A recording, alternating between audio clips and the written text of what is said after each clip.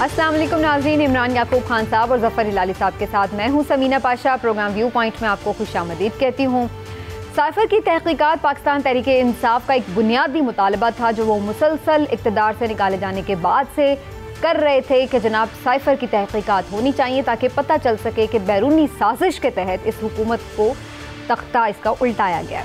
लेकिन उसके बाद हमने देखा कि मामलात पस चले गए और अब जब दोबारा से ऑडियो लीक स्कैंडल सामने आया तो उसके बाद से अब वफाकी कैबिनेट ने इस बात की मंजूरी दी है कि जो ऑडियो लीक स्कैंडल है उसकी तहकीकात की जाएंगी और इस हवाले से जो दो साबिक वफाकी वज़रा हैं और प्राइम मिनिस्टर हैं उस वक्त के इमरान खान साहब और उनके प्रिंसिपल सेक्रेटरी आज़म खान साहब के खिलाफ तहकीकात का दायरा बढ़ाया जा रहा है और इसके साथ साथ जो दीगर इसमें जो लोग भी जिसकी भी उन्हें मुआवनत चाहिए होगी वो उसमें शामिल होते चले जाएंगे। अब सवाल ये पैदा होता है कि FIA ये इन्वेस्टिगेशन करने जा रही है, क्या उस पर पाकिस्तान तहरीक इंसाफ का एतमाद है? वो आपने फवाद चौधरी साहब की बात सुन ली कि वो इस पर एतमाद करने को तैयार दिखाई नहीं देते।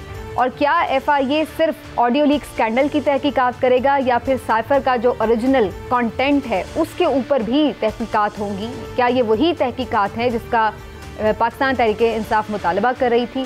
ये भी देखा जाएगा क्या कि किसने साइफर चोरी किया, किस तरह से जो ऑडियोज़ थी वो किसने लीक की, क्या इस पर भी कोई तहकीकात होंगी या नहीं?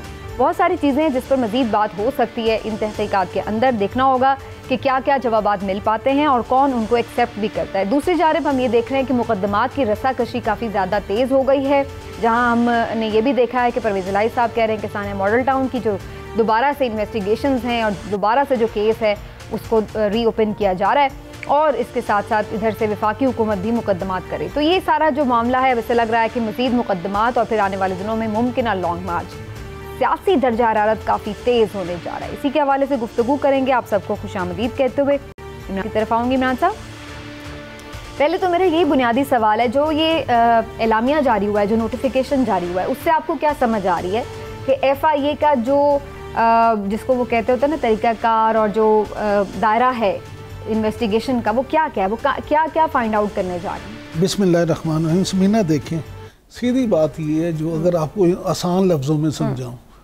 तो पहले साइफर पे PTI खेल रही थी। तहरीक इंसाफ ने अपनी सियासत का तमाम महवर साइफर को बनाया हुआ था। उसको बुनियाद बना के हर तरह के जो है इल्ज़ाम और अमरीकी साजिश और उसका बयानिया लेके चल रहे थे।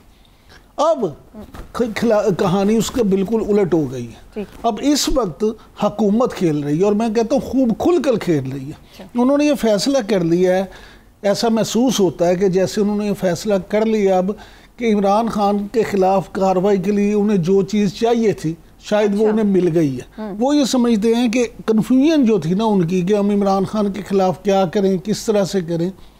ख़ुद इमरान खान की 2 ऑडियोज़ आने के बाद, ये ऑडियो लीक के बाद, वो ये समझते हैं कि शायद अब इससे एक तरफ जब इमरान खान का बयानिया कमज़ोर होगा तो दूसरी तरफ हमें ये कहने का मौका मिल जाएगा, ये साबित करने का मौका मिल जाएगा कि देखा इमरान खान साहब ने अपनी सियासत को मुकद्दम रखा, इमरान खान साहब ने रियासत के मफाद को, मुल्की मफाद को मद्देनज़र नहीं रखा और अपनी सियासत बचाने के लिए या अपनी सियासत चमकाने के लिए झूठ गरे और पता नहीं क्या क्या किया। अब उनका ये है।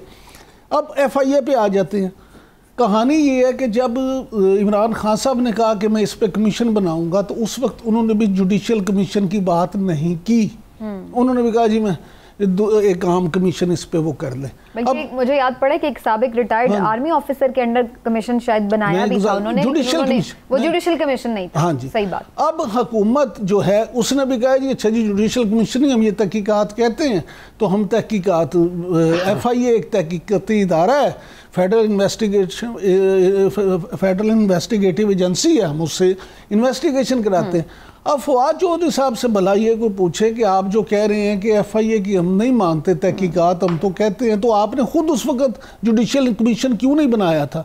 और हुकूमत से कोई ये पूछे कि जनाब अगर आप वाकई इतने संजीदा हैं कि आप इस मामले को वंस फॉर एवर हल करना चाहते हैं तो आप जुडिशल कमीशन क्यों नहीं बनाते? और सिर्फ ये तहकीकात ना हो कि साइफर का मामला क्या है, जिस तरह आपने अपने इंट्रो में कहा, इसमें 2-3 पहलू हैं। एक ये कि साइफर के गुम होने की भी तहकीकात हो, दूसरा सबसे अहम कि साइफर का जो कंटेंट है उसकी भी तहकीकात हो। और एक दफ़ा आवाम को ये बता दिया जाए कि कौन कसूरवार है, कुछ साजिश हुई है नहीं हुई, और वाकई ही उसमें किसका क्या रोल बनता है। बिल्कुल ठीक है, लेकिन क्या वाकई इतनी मुफस्सल कॉम्प्रिहेंसिव किस्म की ये इन्वेस्टिगेशन होगी और रिलायबल भी होगी? क्योंकि क्वेश्चन जो उठाया जाता है वो ये कि FIA तो चूंकि फेडरल गवर्नमेंट के अंडर है, तो फिर जाहिर है कि वो उनके इन्फ्लुएंस में उनकी जो कारकर्दगी है उसके ऊपर क्वेश्चन आ सकता है। क्या ऐसा होना चाहिए? इदारों पर तो खैर सबको इत्मीनान होना चाहिए, लेकिन हिलाली साहब का मौक़िफ़, हिलाली साहब आप क्या समझते हैं? ये सिर्फ हुकूमत ने कार्रवाई करने के लिए एक बहाना बनाया इन्वेस्टिगेशन का, या फिर वाकई कोई थॉरो इससे इन्वेस्टिगेशन करके निकला जा सकता है इस सारे क्राइसिस से? देखिए, अगर ये गवर्नमेंट वाकई सिंसियर थी तो ये कहना कि वो साइफर किधर है 5 मीटिंग्स के बाद और 5 महीने के बाद अब उनको ख्याल आया है कि साइफर किधर है। कितने मीटिंग्स हुए हैं साइफर के ऊपर? क्या ये मीटिंग बगैर साइफर टेलीग्राम के थे? और उस वक्त वो वक्त नहीं था, जैसे वो अंदर आए पहली मीटिंग पे कहते भाई इधर किधर है साइफर। ये सब। दूसरी बात मैं आपको बताना चाहता हूं, बिल्कुल सही है, किसने ऑर्डर किया टेप और किसने कहा इस टेप को रिलीज करो? अब इमरान खान तो नहीं हो सकता कि कहेगा कि मुझे खुद टेप कर, वो खुद अपने आप को टेप करवाता है और अपने आप को मुश्किलात में डालता है, तो वो तो नहीं हो सकता है। अब पकड़ो जिसको, और इसलिए कि जो कहता है आपको टेप करो वो कॉन्स्टिट्यूशन को सबवर्ट कर रहा है, वो एक जुर्म है, सीरियस जुर्म है। और फिर वो टेप को इस तरीके से पब्लिकली रिवील करने, इससे सीरियस क्या हो सकता है? कम से कम उम्र कैद होनी चाहिए इस पे। तो चलिए देखते हैं किसने किया, या और होना चाहिए जो भी किया। ये कहना कि उनकी बातों से ये 4 सीनियर लोग बात कर रहे हैं और कह रहे हैं पॉलिटिकल आउटकम है, डिप्लोमेटिक एडवांटेज कैसे लें, पॉलिटिकल एडवांटेज कैसे लें, इस बात पे ये क्या गुनाह है? बिल्कुल नहीं। ये तो एक आम बातें होनी चाहिए, ऐसी बातें होती हैं, फैक्ट्स ऑफ लाइफ, इस पे कोई जुर्म नहीं है। और सब लोग इसलिए कह रहे थे कि अमेरिका के साथ एक इंपॉर्टेंट रिलेशनशिप है और कोई नहीं चाहता कि अमेरिका की रिलेशनशिप हार्म करें। हाँ, पॉलिटिकल फ़ायदा उठा सकते हो उठाओ, डिप्लोमेटिक फ़ायदा उठा सकते हो उठाओ, बैकफुट पे करो, मगर इसका ये माने नहीं है कि आप रिलेशनशिप को डैमेज करें। मगर देखिए, सबसे इंटरेस्टिंग बात यह है कि ये रिपोर्ट खुदा करे इन्वेस्टिगेशन हो, और बिल्कुल सही, FIA तो हर हुकूमत की होती है ना, उसको छोड़ें। जिस इदारे में आप अपॉइंट करते हैं, ट्रांसफ़र करते हैं, प्रमोट करते हैं, पोस्ट करते हैं, गुस्सा करते हैं और ख़त्म करते हैं, उससे क्या आप ऑब्जेक्टिविटी देखना चाहेंगे? उसमें ऑब्जेक्टिविटी होती नहीं है। कोई भी ये कहे होती है, मैं कहूँगा नहीं होती है, और हमने देख लिया है। आप ऐसे करें, जुडिशल इंक्वायरी करें, और वो भी एक अच्छे जज और सर्विंग जज के साथ करें। अच्छा, अब आप आ जाएं, मैं आपसे ये कहना चाहता हूँ कि जब रिपोर्ट लिखा जाएगा तो रिपोर्ट तो शुरू होना चाहिए रेजीम चेंज पे। इसलिए ये जो टेलीग्राम है, it's a direct consequence of regime change. तो ये रेजीम चेंज का मसला शुरू कैसे हुआ देखें, आप पेपर्स को मांगे, डॉक्यूमेंट्स को आप ये करें, ask for them, phone calls के रिकॉर्डिंग्स जो हैं सुने, और फिर सुने कि यार ये सिंध हाउस में क्या हो रहा था, ये गंदा टैक्टिक वोट बाइंग का क्या हो रहा था, सिंध पुलिस का क्या रोल था, और ये जो लोगों की लॉयल्टीज जो हैं एक पार्टी से दूसरे पार्टी चेंज करना, इसका लीगल कॉन्सिक्वेंसेस क्या है, कि ये भी एक लिहाज से कॉन्स्टिट्यूशन को सबवर्ट कर रहे हैं। ब्लैकमेलिंग और पैसे से वोट खरीदना, मेरे ख्याल में ये तो क्या कहते हैं, कानून की खिलाफ वर्जी। तो आपको लगता है कि सब चीजें चूंकि इंटरलिंक्ड हैं, तो ये फिर ये सब चीजें भी इन्वेस्टिगेट होंगी? वेट अ मिनट, अच्छा, एक अभी है ये होना चाहिए। और फाइनली ये सब होते वक्त तो फिर क्या होगा कि जब हांडी बीच चौराई पर फूटेगी, फिर क्या होगा? फिर आपको क्या पता चलेगा? सब लोग अपने किस कपड़े में खड़े होंगे in the middle of the road. तो मैं ये आपको पूछना चाहता हूं, इज इट वाइज?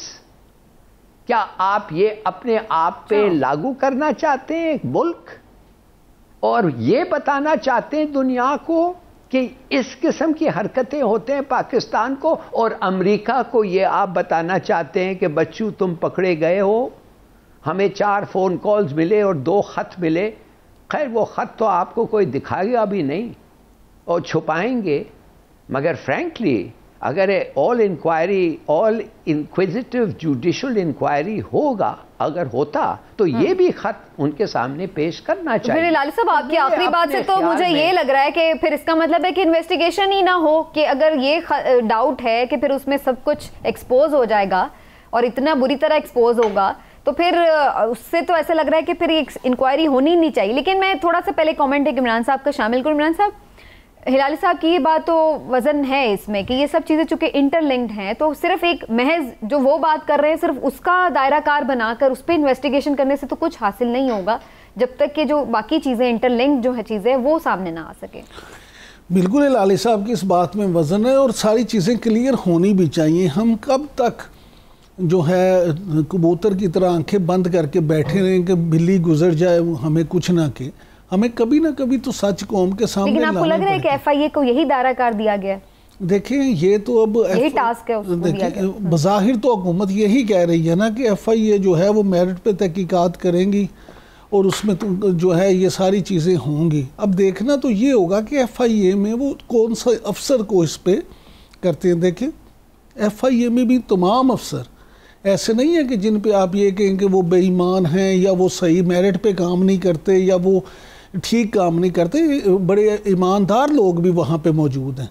तमाम इदारों में हर तरह के लोग होते हैं, इसी तरह एफआईए में अच्छे और ईमानदार लोग भी मौजूद हैं और काफ़ी तादाद में मौजूद हैं। अगर वाकई ही किसी ऐसे अफसर को ये इंक्वायरी मिल जाती है जो 100% मेरिट पे ये काम करता है, तो हमें उम्मीद रखनी चाहिए कि वो भी चीज़ें करेगा। लेकिन हिलाली साहब का जो सवाल है मैं फिर उस पर आऊँगा कि अगर बीच चौराहे में हड्डियाँ टूट जाती है, फूट जाती है, तो उससे क्या होगा? क्या आप दुनिया को वाकई ये दिखाएंगे कि जनाब इस मामले में तो सब नंगे हैं? क्योंकि जो आप हकीकत देखें तो ना इमरान खान साहब इस पर 100% ठीक कर रहे हैं, वो भी अपनी सियासत चमका रहे हैं, और ना हुकूमत 100% ठीक कर रही है, वो अपनी सियासत चमका रही है। जब इन सब का रोल आएगा तो बहुत सारे गिनौने चेहरे भी सामने आएंगे। अब क्या आप वो गिनौने चेहरे पूरी दुनिया के सामने लाने के मुतहम्मिल हो सकते हैं? आप में इतना ज़र्फ और इतनी जुर्रत है? तो फिर हम इनकार ही समझें। हाँ जी, नहीं, क्योंकि उसमें फिर बहुत सारे छुपे हुए हाथ भी सामने आएंगे। लेकिन इसमें फिर बल्कि मैं तो कहती हूँ अगर सियासतदान दोनों एंड से फ़ायदा उठा रहे तो सियासतदानों ने तो सियासत करनी होती है। कुछ भी हैपनिंग हो तो वो उससे अपना पॉलिटिकल एडवांटेज लेना चाहते हैं। लेकिन असल बात यही है कि जब जिसमें सिस्टम आपका एक्सपोज और छुपे हाथ सामने आए तो वो कितना बियरेबल है। लेकिन हिलाली साहब, आपको लगता है कि लोग समीना जी, चलिए आप कर लीजिए फिर मैं बाद में। जी समीना, मैं ये सिर्फ ये कमेंट करना चाहता हूँ कि आप अगर इस मामले को इंक्वायरी करें जुडिशली, तो हमूदर रहमान कमीशन का भी तो एक इंक्वायरी हुआ था ना जी, और बाद में 20-30 साल बाद वो पब्लिश भी हो गया था, और इंडिया में पब्लिश, इधर शायद हुआ ही नहीं है कभी। इधर जब हुआ भी तो उसके कुछ पार्टी हुआ। हिलाली साहब, इधर जब हुआ भी तो उसमें से जो असल हिस्सा था वो निकाल लिया गया था। हाँ एग्जैक्टली। तो मैं ये आपको कहना चाहता हूँ कि आई डोंट नो, मगर क्या आपके ख्याल में ये अच्छा नहीं होता कि हम जितना एक्सपोज कर सकते हैं करते हैं, और जो नहीं कर सकते और वाकई एक impartial body like a judiciary फैसला करते कि नहीं ये पाकिस्तान के इंटरेस्ट को लॉन्ग टर्म डैमेज कर सकता है, उसको बेशक ना करें, मगर कम से कम ये तो पता चल जाए कि सबवर्ट कौन कर रहा था हमारे कॉन्स्टिट्यूशन को। बिल्कुल ठीक है। किसने हुक्म दिया, किसने रिलीज किया, क्यों ये बात शुरू हुई और कौन रिस्पॉन्सिबल था, और वो सबक लेके इन लोगों के खिलाफ एक्शन लिया जाए। एक ना एक दिन ये बातें खत्म होनी चाहिए। ठीक, बात निकलेगी तो फिर दूर तलक जाएगी और फिर देखना है ये उसकी। समीना वैसे मैं तो ये भी कहूँगा, मैं तो वैसे ये भी कहूँगा कि हिलाली साहब जो हैं वो भी एक सीनियर आदमी हैं, अब उनको ना कमीशन बनवा दीजिए। तो इनकी क़यादत में एक कमीशन बना दिया जाए, क्योंकि ये डिप्लोमेट बड़े सीनियर डिप्लोमेट रहे हैं। इन्हें ये भी पता है कि साइफर की हैसियत क्या होती है, साइफर की अहमियत क्या होती है, और दिन में कितने इस तरह के साइफर आते हैं। तो ये अगर इसकी कमीशन इनका उसमें बन जाए तो सच्ची बात है बहुत सारी चीज़ें सामने आ जाएं, क्योंकि ये डरेंगे भी नहीं। और वैसे उन्हें ये हासिल है इख्तियार कि वो जिसकी मुआवनत चाहें वो ले सकते हैं, भले वो फॉरेंसिक एक्सपर्ट की लेना चाहें, वो किसी ब्यूरोक्रेट की लेना चाहें, या जिस तरह भी जो उन्हें चाहिए। लेकिन बहरहाल जनाब देखना ये कि अवाम क्या फिर भी इस नैरेटिव को मानने के लिए तैयार है, चाहे दोनों तरफ से इसके ऊपर अपना अपना एक नैरेटिव अब बिल्ड किया जा रहा है। एक छोटा सा ब्रेक लेते हैं, ब्रेक से वापस आएंगे तो बात करेंगे कि मुकद्दमात की सियासत में बड़ी तेज़ी आ गई है, तो कौन अब इसके हत्थे चढ़ने जा रहा है। ब्रेक के बाद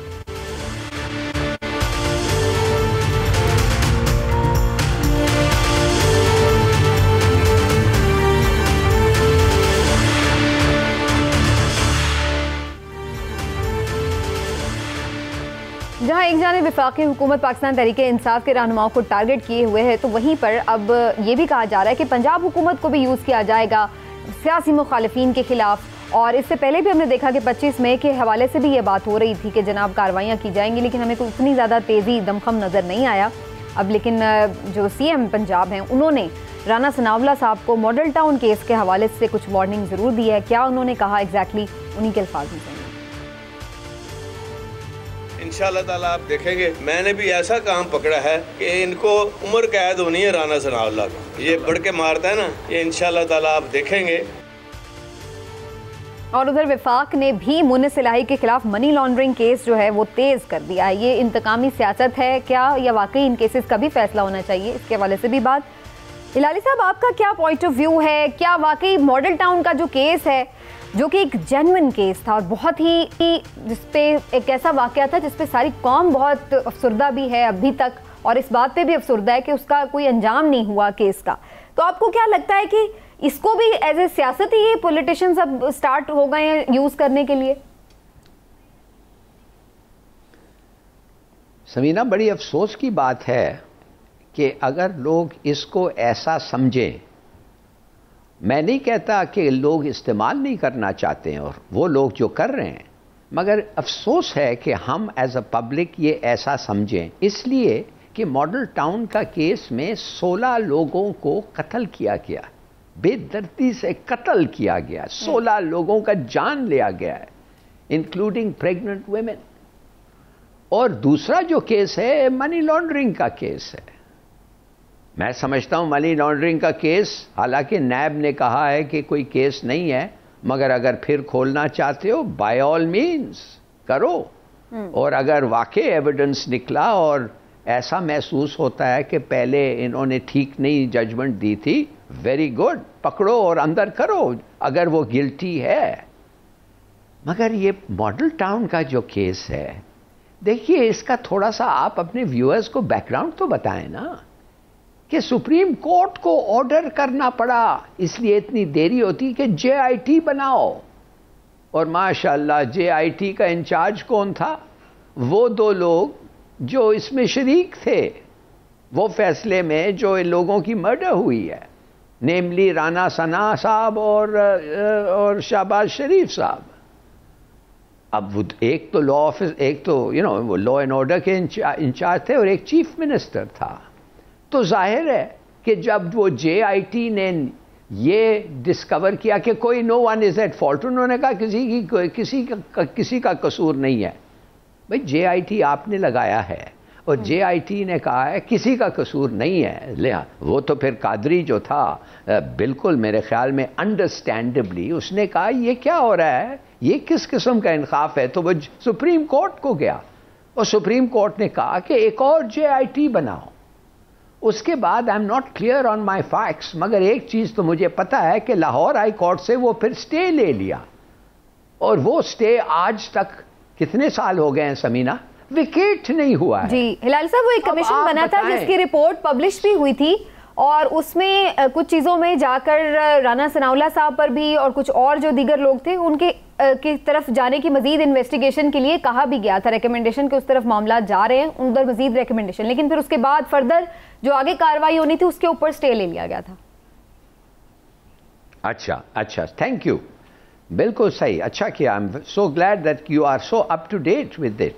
अब देखिए क्या हो रहा है, ये जब लोग स्टेटिस्टिकली आने लगे पाकिस्तान की सिस्टम को, वो कहते हैं यार 16 लोग मारे गए हैं और ये स्टे एक्शन लेके इनका कोई इरादा ही नहीं है ये केस को ट्राई करने के लिए।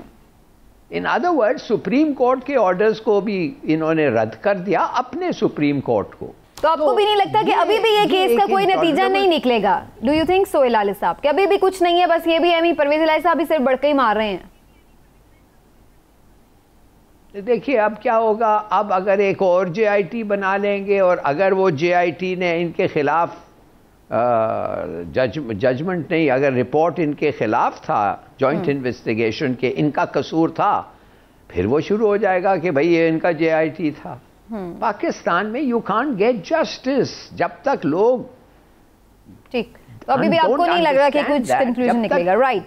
Late me take the argument of Imran sahab. Imran साहब, आपका क्या ख्याल है, ये सिर्फ सियासी भड़के हैं या वाकई आपको लगता है कि सीरियसली इस केस को लिया जाएगा? क्योंकि PTI का ही पिछले दौर का था ना मामला, 5 साल, उस वक्त भी नहीं कुछ, अभी ये जो 4 साल थे बुज़दार साहब के अंडर, तो उसमें क्यों नहीं कुछ कर लिया इन लोगों ने? समीना, आपने मेरे मौक़िफ़ का पहले ही बयान कर दिया कि PTI जो है वो भी सीरियस नहीं है। वो सिर्फ जब अपोजिशन में थे तो नारे लगाते थे कि सानेहा मॉडल टाउन हम ये कर देंगे, सानेहा मॉडल टाउन हम वो कर देंगे। और आपको याद होगा जब धरना हुआ था और उस धरने में ताहिरुल कादरी साहब भी उनके साथ शरीक थे, और उस वक्त भी इमरान खान साहब अपनी तकरीरों में क्या कुछ नहीं कहते थे। लेकिन उसके बाद हुआ क्या कि जब 3.25 साल वज़ीर आज़म इमरान खान साहब रहे, उनके दस्ते ख़ास, दस्ते रास्त और हरदिल अजीज़ जनाब उस्मान बुज़दार साहब वो वज़ीर आला पंजाब रहे, वसीम अकरम प्लस जिन्हें वो हमेशा करार देते थे, लेकिन सानेहा मॉडल टाउन के हवाले से कोई एक लफ्ज़ की कार्रवाई नहीं हुई। आप अगर ये कहते हैं कि JIT तो 2 दफ़ा बन गई, उनकी चीज़ें भी आ गई, आप इतराज़ करते हैं कि वो ठीक नहीं, मान लेते हैं कि वो ठीक नहीं होंगी, उन्होंने असरअंदाज होकर उस वक्त की हुकूमत ने उसे अपने हक में करवा लिया होगा। आप भी तो हुकूमत में रहे, पंजाब में भी और वफाक में भी, आपने 3.25 साल उस पर क्या नहीं किया। कहने का मकसद सिर्फ ये है कि उन्हें भी पता है वो ना कुछ इस पर करना चाहते हैं और ना ही कर सकते हैं, उन्हें पता है कि उसमें कुछ नहीं निकलेगा। ये सिर्फ पॉलिटिकल स्टेटमेंट है। वो इसलिए कि वफाक ने जो मामला गर्म किया है मोनिस इलाही साहब के हवाले से, अब मोनिस इलाही जो हैं वो फर्जंद हैं चौधरी परवेज़ इलाही साहब के, वज़ीर आला पंजाब के।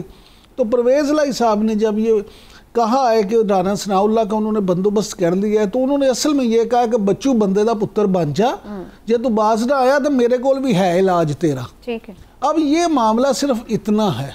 देखिए, अगर मोनिस इलाही साहब ने 4 अरब रुपए की, ये कहते हैं जी मनी लॉन्ड्रिंग की है, तो आप उनके सबूत कहाँ हैं? वो भी कहते हैं जी हमें तो पहले क्लियरेंस मिल चुकी है, हमें तो इसमें हमारा कसूर ही नहीं है। अब दोनों पार्टियां जो हैं वो सिर्फ एक दूसरे को नीचा दिखाने के लिए, एक दूसरे पर दबाव बढ़ाने के लिए इसको सियासी तौर पे इस्तेमाल कर रही हैं। ठीक है, जब तक, और ये अफसोसनाक है मेरा ख्याल है उन लवाहिकीन के लिए कि जिनको फिर इंसाफ नहीं मिल रहा है। आप उनको छोड़ दें। मैं अब आपको बताऊं, मुझे तरस आता है ये बात करते हुए भी। पाकिस्तान में चले सानेहा मॉडल टाउन को छोड़ दें, एक आम आदमी को कब आपने इंसाफ मिलते देखा? सही कह रहे। किसी आम आदमी को जो सियासी ख़ानदान से ताल्लुक़ नहीं रखता, जो पैसे वाला नहीं है, जिसका ताल्लुक़ अशराफिया से नहीं है, कभी आपने इंसाफ मिलते हुए देखा है? उस बेचारे का तो मोबाइल चोरी हो जाए, उसे कभी मोबाइल वापस नहीं मिलता। बिल्कुल सही। यहाँ लोगों के मामला जो हैं और तरह के हैं। ठीक है, लेकिन इसमें एक चीज़ मैं ज़रूर समझना चाहूँगी कि क्या वजह है कि ऐसा लग रहा है कि पंजाब हुकूमत जो है वो मुख्तलिफ कार्रवाइयाँ करने में कुछ हिचकिचाती नज़र आती है, रिलक्टेंट नज़र आती है। 25 मई की भी बड़ी बढ़के मारी थी इन्होंने, उसके बाद और भी ये तौहीन मज़हब के ऊपर भी जो इन्होंने मुकदमा वगैरह किया, तो वो उन लोगों की भी गिरफ्तारी के लिए तो इन्होंने कुछ नहीं किया। तो बहुत से लोग ये कह रहे हैं कि पंजाब हुकूमत कहने को तो है कि PTI की हुकूमत है वहाँ पर, लेकिन कोई उनको वहाँ पे रिलीफ तो उस तरह से नजर नहीं आ रहा कि भाई कोई उनके अगेंस्ट कार्रवाई कर सके। आप शायद वजह परवेज इलाही साहब नहीं, अब मेरी बात सुने। वैसे तो फवाद चौधरी साहब ने 48 घंटे के बाद कहा कि हमें पता चल गया कि ये हुकूमत हमारी नहीं है, लेकिन परवेज इलाही साहब की मजबूरी समझे। परवेज इलाही साहब जो हैं वो 100% कमिटेड हैं इमरान खान के साथ, इसमें कोई दूसरी राय नहीं है। अच्छा। वो इमरान खान के साथ 100% कमिटेड हैं। लेकिन प्रॉब्लम ये है कि पीटीआई वाले लोग ये समझते हैं कि जी इनके सिर्फ 10 लोग हैं और उन 10 लोगों के साथ ये चीफ मिनिस्टर बन के हमारे सर पे बैठे हैं। अच्छा। उन्होंने दिली तौर पे और दिमागी तौर पे इन्हें कबूल नहीं किया।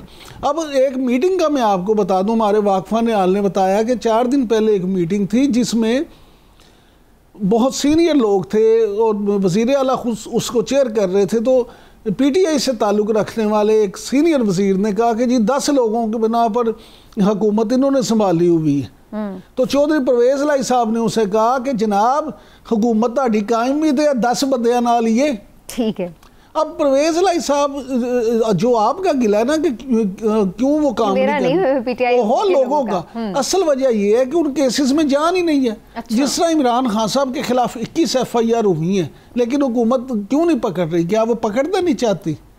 इशू ये है कि उसमें FIR में है ही कुछ नहीं। अच्छा। इसी तरह से जो ये है जिसमें मुस्लिम लीग नून के लोगों के खिलाफ इन्होंने चीजें बनाई हैं उसमें भी है ही कुछ नहीं। ठीक है, तो वो मारामारी जो लोग देखना चाहते हैं वो नजर नहीं आते। हिलाल साहब अगर आप इस पे कुछ कमेंट करना चाहें तो अप टू यू कि ये क्या वाकई एक कॉम्प्रोमाइज्ड किस्म की हुकूमत है, पंजाब हुकूमत जो सिर्फ दिखावे के लिए PTI की है?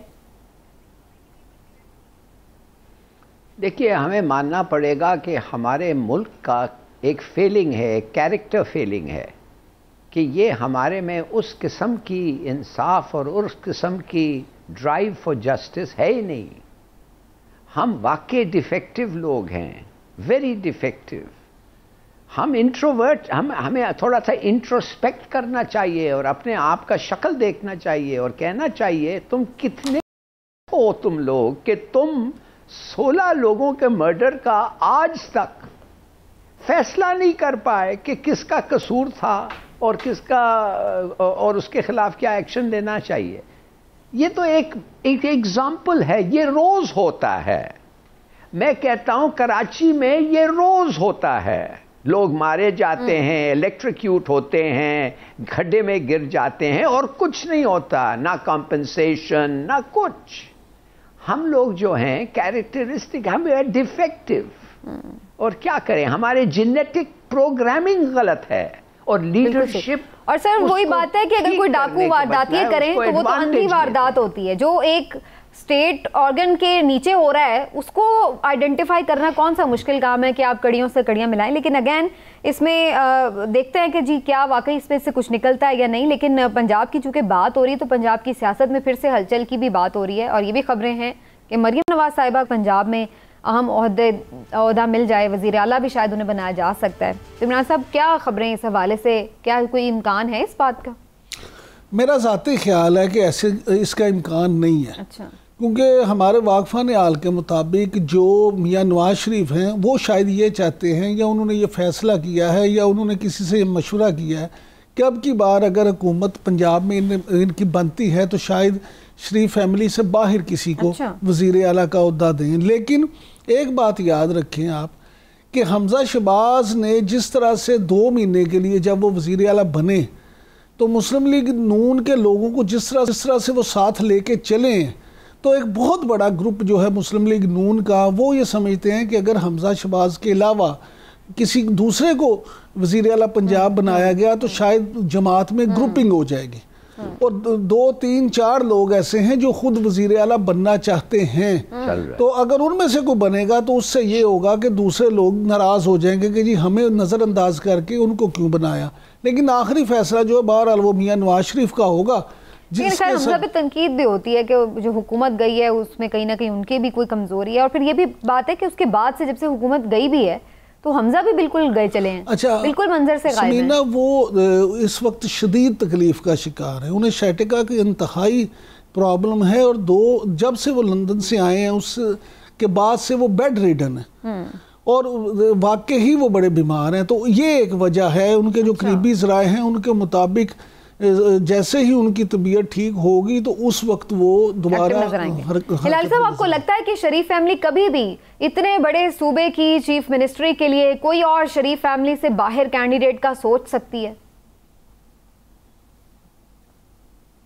कि हम लोग थोड़ा सा समझें कि मरियम चीफ मिनिस्टर नहीं बनेगी, प्राइम मिनिस्टर है उसका ओहदा। नवाज चाहता है कि उसकी बेटी प्राइम मिनिस्टर बने और उसकी बेटी का जो ससुर है दार, वो एक डिप्टी प्राइम मिनिस्टर और फाइनेंस मिनिस्टर हो। मिफ्ता साहब को इस्तेमाल करके फेंक दिया है। और शहबाज शरीफ के बारे में मैं समझता हूँ वो कभी रियल प्राइम मिनिस्टर कभी बना ही नहीं। मैं समझता हूँ पावर हर वक्त मरियम के हाथ में था पहले दिन से। वो ऑर्डर दे रही है हेल्थ कार्ड के ऊपर, पेट्रोल प्राइस के ऊपर। आपने नोटिस किया होगा जब पेट्रोल प्राइस 2 रुपया कम हुआ तो शहबाज शरीफ ने अनाउंसमेंट की, मगर अब जब 12 रुपया कम हुआ तो शहबाज शरीफ तो दार ने अनाउंसमेंट कर दिया। ये हैं दो जो पंजाब चला रहे हैं नवाज शरीफ के लिए। और मेरा अपना ख्याल है कि ये दो रहेंगे और ये शरीफ का पूरा इंटेंशन है कि अपने फैमिली के थ्रू पंजाब चलाएं। बिल्कुल सही। तो आपको इसमें नहीं लग रहा, लेकिन इमरान साहब ये जो बात हिलाली साहब ने की है, आप समझते हैं कि वैसे जो जितनी भी ऑडियोज़ आई हैं और जो पहले भी मरियम साहिबा की आती रही हैं, चाहे वो मीडिया मैनेजमेंट की बात हो, चाहे वो पेट्रोल प्राइसेस की बात हो, मुख्तलिफ इदारों से ताल्लुकात के हवाले से जो उनकी एक्टिवनेस है उसको हम देखें तो वो सारी चीज़ें से लग रहा है कि उन्हीं के कंट्रोल। नहीं, मैं नहीं समझता ऐसा। प्राइम मिनिस्टर हाउस जो है इस बार जब से मियाँ शहबाज शरीफ बने हैं, देखिए उनकी आप असर और रसूख को नज़रअंदाज नहीं कर सकते, उनके पॉइंट ऑफ व्यू को, उनकी वहाँ वैल्यू को आप नज़रअंदाज नहीं कर सकते। लेकिन प्राइम मिनिस्टर हाउस में ये कहना कि Maryam Nawaz defective prime minister के तौर पे काम कर रही है, ऐसा नहीं है।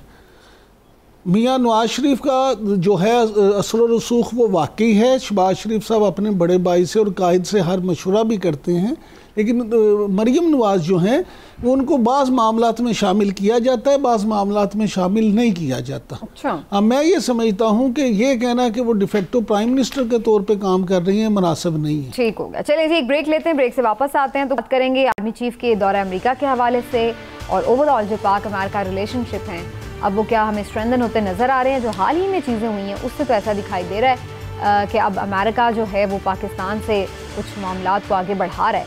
तो क्या सारी नाराज़गियाँ गिले शिकवे उनके दूर हो गए? एक छोटे से ब्रेक के बाद बात करें।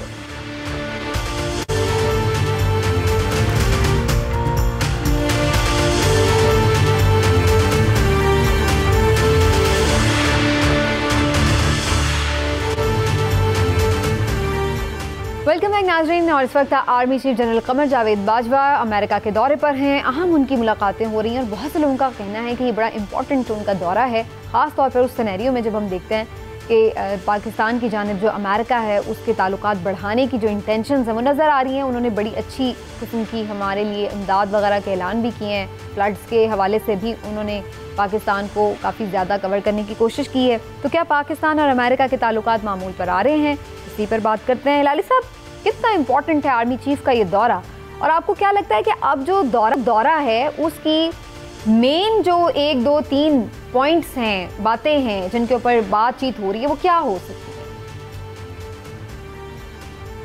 देखिए, सीधी सादी बात है कि अमेरिका कह रहा है कि हम खुश हैं कि आपका जो गवर्नमेंट इस वक्त पाकिस्तान में है वो फ्रेंडली गवर्नमेंट है और वो लोग इन चार्ज हैं जिनको हम जानते हैं और जिनकी दोस्ती हमारे साथ पक्की है। उसका मतलब ये है जो हमारे बात सुनते हैं, जिनके काफ़ी एहसासें अमेरिका में हैं और जो हम कंट्रोल कर सकते हैं, तो हम खुश हैं। और इसके जवाब में हम आपको काफ़ी पैसे दिए हैं, इंस्टीट्यूशंस को कहें आपको पैसे दें, माने वर्ल्ड बैंक, ADB, IMF, और साथ साथ हमने खुद पैसे दिए हैं आपको, और ख़ुद $132 मिलियन को जो रिपेमेंट होना था उसको भी हमने पोस्टपोन कर दिया है। तो हमने भी अपना साइड पूरा कर दिया है। फ्रेंडली गवर्नमेंट आ गई हमने। अब हमें ये चाहिए आपसे, और सुन लें, एक हमें फुल इंटेलिजेंस और कोऑपरेशन और मिलिट्री कोऑपरेशन आपसे चाहिए, including right to overfly Pakistan and attack insurgents terrorist in Afghanistan. Terrorist का डिस्क्रिप्शन जो है वो जो समझते हैं टेररिस्ट हैं, उसका मतलब ये है कि वो कोई भी हो सकता है जो एंटी अमेरिकन है, नॉट नेसेसरली एंटी पाकिस्तान। तो ये सब की हमें पक्की इजाज़त होनी है और हम लिख के आपसे ये लेंगे और ये एग्रीमेंट जो है ये साइन होगा जल्द से, या एक पुराना एग्रीमेंट वो रिवाइव होगा पब्लिकली, तो ये हमें ज़रूर चाहिए। दूसरी चीज़ जो हमें चाहिए कि आप चाइना, ईरान और रूस से, ठीक है आपके अपने ताल्लुकात हैं, मगर थोड़ा सा पर ये करें, ख़ास तौर चीन के साथ थोड़ा सा थोड़ा सा आर्म्स लेंथ पे रखें। एटलीस्ट वो कुछ आप उनके साथ ऐसा ना करें कि हमारा पोजीशन और हमारा जो whole take on South Asia है वो उसके खिलाफ वर्जी हो, मगर नॉट सो स्ट्रांगली, मगर द कोऑपरेशन जो वो चाहते हैं वो बिल्कुल वो लेके रहेंगे हमारे से। सही, ठीक। तो इम्पोर्टेंट दौरा है इस लिहाज से। और बिलावल भुट्टो जरदारी साहब भी 2 हफ्तों से अमेरिका में ही है। मैं उनकी एज ए वज़ीर ख़ारजा जो कारकर्दगी उस पर इलाही साहब का कमेंट ज़रूर लूँगी, लेकिन पहले मैं ज़रा इमरान साहब का कमेंट लूँ कि वो दौरा अमेरिका को किस नज़र से देख रहे हैं। इमरान साहब, आप समझते हैं कि अब जो कुछ भी हो रहा है, पाक अमेरिका ताल्लुकात मामूल पर आ रहे हैं, तो वो पाकिस्तान के लिए खुशाइंद है? मैं समझ जी बिल्कुल खुशाइंद है, क्योंकि अमेरिका से बिल्कुल अपने ताल्लुकात ख़राब करके या ख़त्म करके आपके लिए मुश्किलात बढ़ तो सकती हैं, कम नहीं हो सकती। आपने उसका ये मतलब नहीं है कि आपने अपने आप को पूरी तरह से अमेरिका की झोली में डाल देना है। अमेरिका और चीन में तवाज़ुन भी रखना है, रूस के साथ भी आपने अपने ताल्लुकात को बेहतर करना है। लेकिन अमेरिका ये चाहता है कि चीन जो है, जिस तरह इलाली साहब ने कहा कि उससे आप मुतालबा करें, उससे कहें आपके कर्जे कम करें, और चीन कहता है कि जनाब आप जो है अमेरिका से कहें। बिलावल भुट्टो के साथ मुलाकातों में भी ये बातें हुई हैं। मामला ये नहीं, ये मामला मेरे नज़दीक ये है कि ये जो army chief general Qamar Javed Bajwa साहब का दौरा है ये बड़ा अहम है। ये इसलिए भी अहम है कि इसमें देखें, इस वक्त उन्होंने पिछली हुकूमत जो मैस क्रिएट करके गई थी, जब हालात मामूल पे आ रहे हैं तो उसमें भी इन्होंने किरदार अदा करना है। शीरी मज़ारी साहबा जो अब आज जो है इसको कह रही हैं कि जी बड़ा इतराज़ है उन्हें इस पर, उन्हें ये याद होना चाहिए कि जब उनकी हुकूमत थी उस वक्त भी मामला में भी वो पहले जाते होते, हाँ जी, जाके ये अपना किरदार अदा करते रहे हैं। तो ये हमारे यहाँ सियासी तौर पे एक दूसरे की मुखालफत जो है वो तो एक सेम पेज था ना, ये वो कहती थी सेम पेज की वजह से जाते हैं। मामला ये है कि फैटफ हो, IMF हो या दूसरे इदारे हों, उसमें जिस तरह से पाकिस्तान में इख्तियार का रास्ता जो है लाहौर से होके जाता है, उसी तरह से उन इदारों में रसाई का रास्ता अमेरिका से होके जाता है। अमेरिका का वहाँ पे बहुत असर है। अब आपने अगर अपने मामलात को सीधा करवाना है, हल करवाना है, तो उसमें आपको अपनी वहाँ मामला ठीक करना होंगे। अब आपने फैसला ये करना है कि कितने मुतालबात आपने उनके मानना है और कितने नहीं।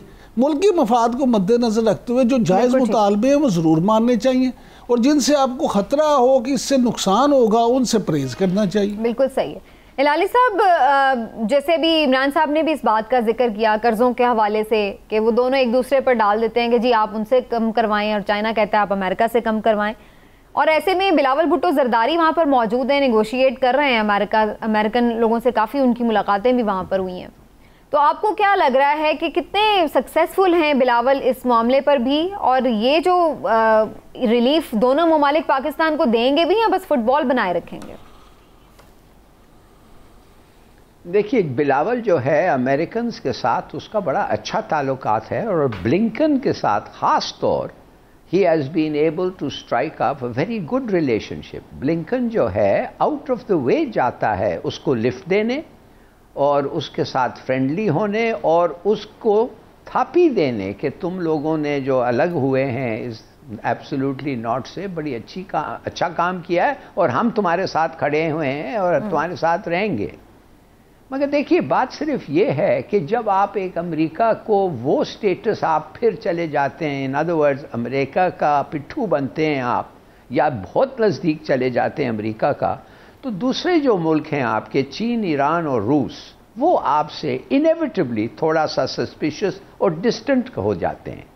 आपको फैसला करना है कि अमेरिका के साथ जो आपकी मैरिज है वो एक अनहैप्पी मैरिज है, वो एक अनसक्सेसफुल मैरिज है। आपने 50 साल से देख लिया है कि ऐन मौके पे अमेरिका आपको छोड़ के निकल जाता है, बता दिया है अमेरिका। और आज देखिए इंडिया ने अफगानिस्तान की रूस का साइड किया, रूस के साथ जब रूस के ट्रूप्स इन्वेड किए अफगानिस्तान, मैं था यूनाइटेड नेशंस में, इंडिया ने अब्सटेन किया रेजोल्यूशन पे। पूरी दुनिया कह रही थी वो गलत इन्वेजन था, मगर इंडिया ने कहा नहीं। और कल इंडिया ने कहा यूक्रेन में जो रूस ने किया है उसको भी हम नहीं अपोज करते हैं, मगर अमेरिका ने कुछ नहीं कहा। सही। मगर इंडिया, ये बेचारा इमरान खान एक दिन एक्सीडेंटली पहुंच गया रूस में, जब यूक्रेन में वो उन्होंने अटैक करना था, किया था, अटैक ऑर्डर किया था। और देख ऐसे प्रोटेस्ट और ऐसे धमकियां हमें दिए हैं कि कोई अर्थ नहीं है। बिल्कुल ठीक। तो देखिए बात असल ये है कि अंडरस्टैंड, उन्होंने फैसला कर लिया है, हिंदुस्तान उनका नॉन नेटो एलाय है, स्ट्रेटेजिक पार्टनर है। और ये तो सर हिलाल साहब तो एक ओपन फैक्ट है कि इंडिया जो है वो किस तरह से उनको डील करता है दीगर ममालिक के साथ, तो वो थोड़ा सा इंडिपेंडेंटली भी करता है, बड़ी मईशत है, थोड़ा सा अपनी फुटिंग्स पर भी है, तो ज़ाहिर है वो उस हिसाब से डील करता है। पाकिस्तान बेचारा सैंडविच बन जाता है। ये है कि इंडिया एक बहुत बड़ी मार्केट है। हाँ, तो वो इस वजह से कोई उसके साथ खुद भी नहीं ताल्लुकात खराब करना चाहता। हमारे अनसक्सेसफुल हैं जी ये मैरिज, लेकिन मसला ये है कि हम डिवोर्स भी नहीं ले सकते। ये ऐसी मैरिज है जो नहीं सकते हैं। अच्छा। चीन हमारे लिए बहुत बड़ा मार्केट है भाई, थोड़ा तवज्जो दें चीन को, बहुत बड़ा मार्केट है। रूस के साथ आप अगर पाइपलाइंस लगाएं, ईरान के साथ आपने वादा किया है मगर आप में हिम्मत नहीं है पाइपलाइन लगाने। चले जी, आपका कसूर है, आपके बहुत बड़ा कसूर है। आप चले जी, वक्त खत्म हो गया इंशाल्लाह। ठीक है हिलाल साहब, वक्त हो गया प्रोग्राम का। और नाज़रीन अपना फीडबैक जरूर दीजिएगा, इंशाल्लाह फिर आपसे मुलाकात होगी। अपना ख्याल रखिए, अल्लाह हाफ़िज़।